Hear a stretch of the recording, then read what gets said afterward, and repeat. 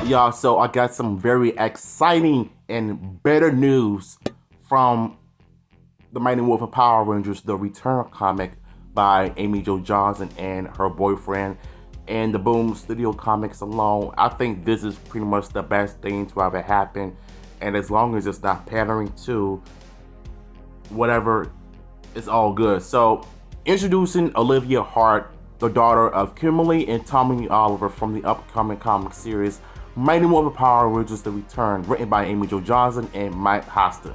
Publisher Boom Studios. Character design by Dan Mora.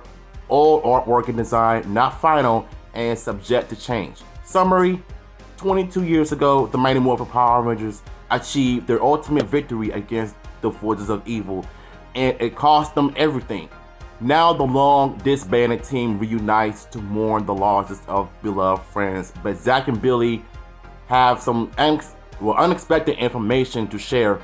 Jason, the Red Ranger, has been operating as a lone vigilante and has since disappeared. Will the remaining Rangers be able to track him down, especially with a mysterious figure in pursuit?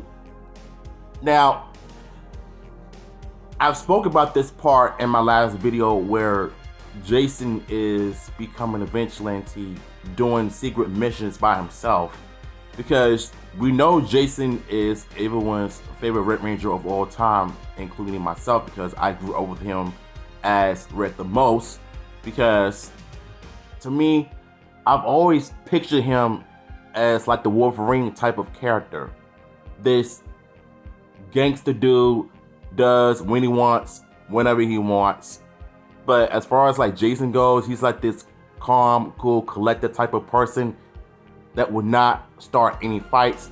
But I think when it comes to him being a vigilante, as far as like being on some undercover stuff, fighting crimes in different missions or whatever though. But this is really interesting because knowing how Jason is throughout the history of the Power Rangers, he is one of those Red Rangers that will not take any BS from anybody, even though he has made some mistakes made some mistakes in the show.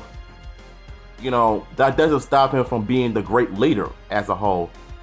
But as far as like this comic book goes, the fact that it's not pandering towards the Jenna Frank fans and the Royal Sky fans, that's really all that matters. As long as it's more original and more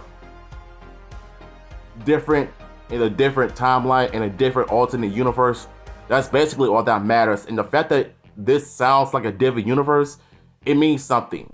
So this cover of Olivia as the new Green Ranger, look at this thing, look at the color sprite.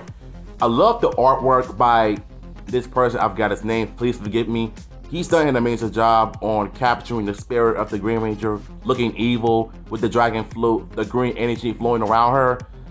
And I love how the power morpher looks. It looks super detailed, super clear, and I love it. I really love it. I rocks with this. I rocks with this a lot. Now, this next part I'm about to show y'all is really interesting. It shows Olivia and her Green Ranger on the side.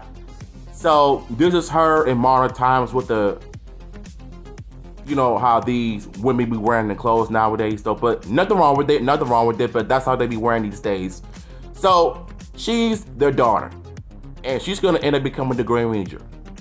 So I'm curious to know how all of this is gonna play out, and how she's gonna become the new Green Ranger, much like how Min was able to become the new Yellow Ranger in Once and Always. So this is really interesting. I'm looking forward to this. What are your thoughts on this? Let me know in the comments down below, and I'm gonna catch you in my next one.